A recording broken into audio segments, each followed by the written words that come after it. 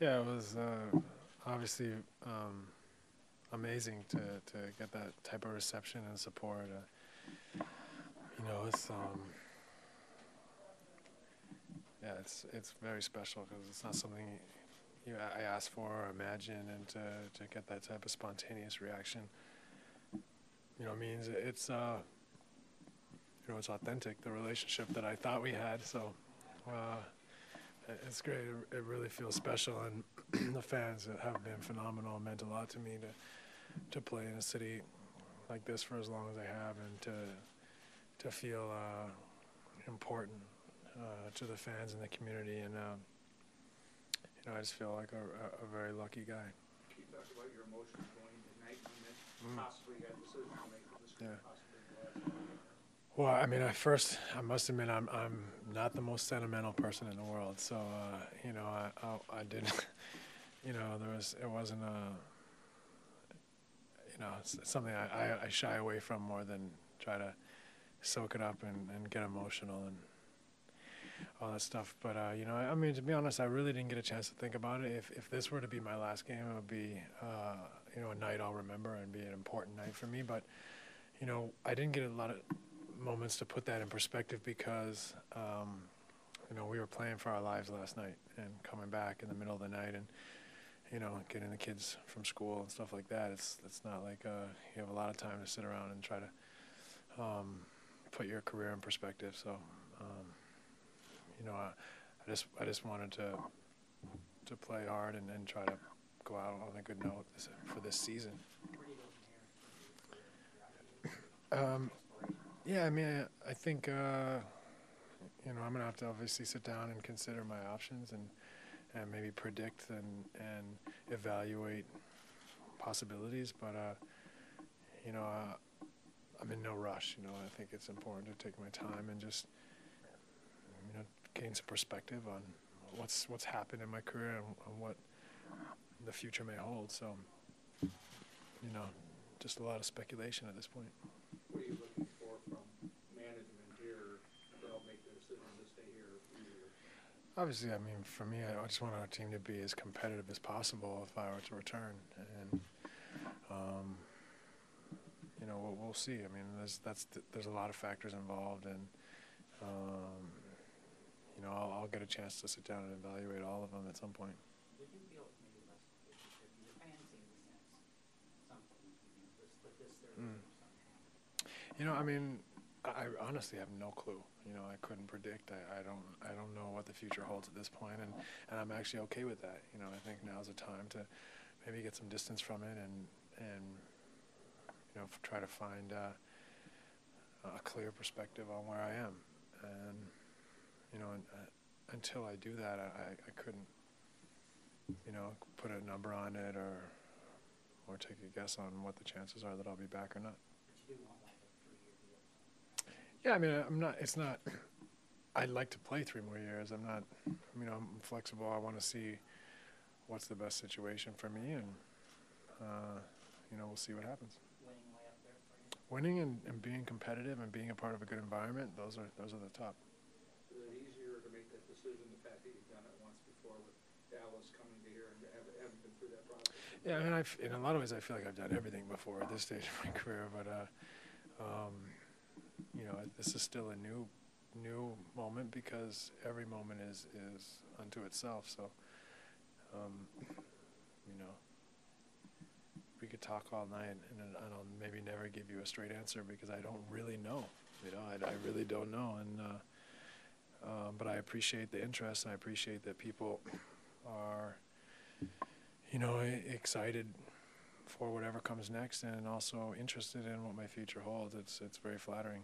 Do you feel odd to talk about your future here being in question after just a concept for 8 years? Yeah, it does. I mean, just the fact that I'm like unattached in a way come the end of the NBA season is strange. I've been here 8 years and it's just flown by. It doesn't feel like 8 years. It doesn't. It's incredible. So the seasons kind of blend into one, and you don't realize sometimes how long it's a period it's been. So yeah, it is strange. What do you think the team needs specifically I mean, I What think, would you would like? yeah, I mean, I think, you know, it depends on your method and your philosophy, but I think the team could use more playmakers. You know, people that, you know, you could talk. We could, you know, go for.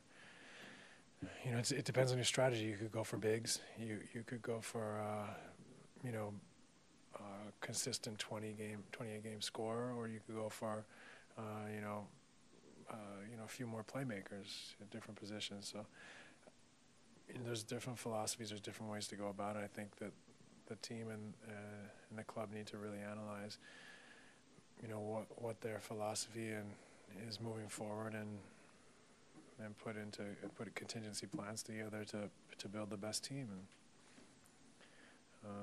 it'd be an interesting period.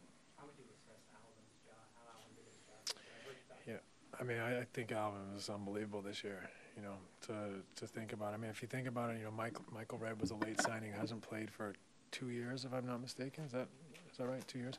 So other than Michael Redd, I think Grant and I are the only, you know, guys who had really started any, you know, had been NBA starters before.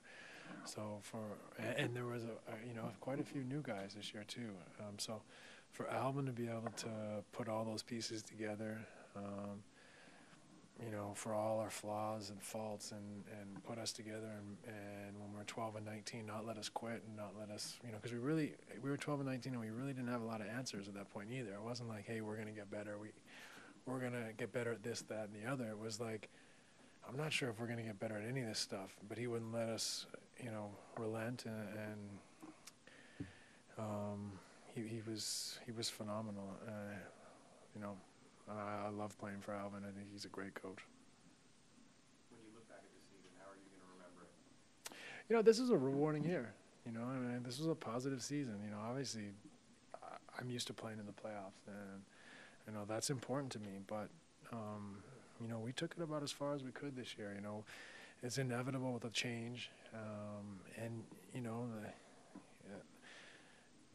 you know, some of our flaws that we weren't going to have a good start. We needed time, and we struggled, and the most important thing was the coaches stuck with us and never let us give up, and found a way to make the pieces work to the, you know, to be greater than the sum of the parts. And here we are with a chance to get in the playoffs, and here we are ending 500, which is pretty fitting. You know, I mean, it's you know, we hung in there, so there's reward to be had, and it's not a championship, it's not the playoffs, and so we're disappointed in that. But at the same time, when you look at it, you know, we were great in the sum of our parts, and we had a lot of guys who, you know, who sacrificed and fought and made this, you know, a pretty good year. How would you assess how you came through the season physically, where you are over these last couple Yeah. of weeks? You know, I actually feel pretty good. I mean, there's no question that it takes its toll. I mean, I think the NBA season is, I think, notoriously rigorous as it is, but this year was crazy. I mean, we, you know, from I think Saturday was like 13 games and 19 nights. You know, so the fact that, you know, we're going out there and playing at a pretty good clip, a clip that just about to make the playoffs is, you know, I think very acceptable. So personally, I feel encouraged, and maybe with, you know, an elongated season and a little bit more rest, you know, you can play at a higher level. Steven, this is your last game with the Phoenix Suns. How would you like everyone to remember your time with the team? Well, I mean, hopefully, you know, I think, you know, regardless of the perspective, I think I always hope people think of me as a competitor and a great teammate, and, you know, and a winner. And I think if I'm fortunate enough for people to think of me that way as a son, then you know, I'd be very flattered. Okay, thanks everybody. Appreciate it. Well, I know, but somebody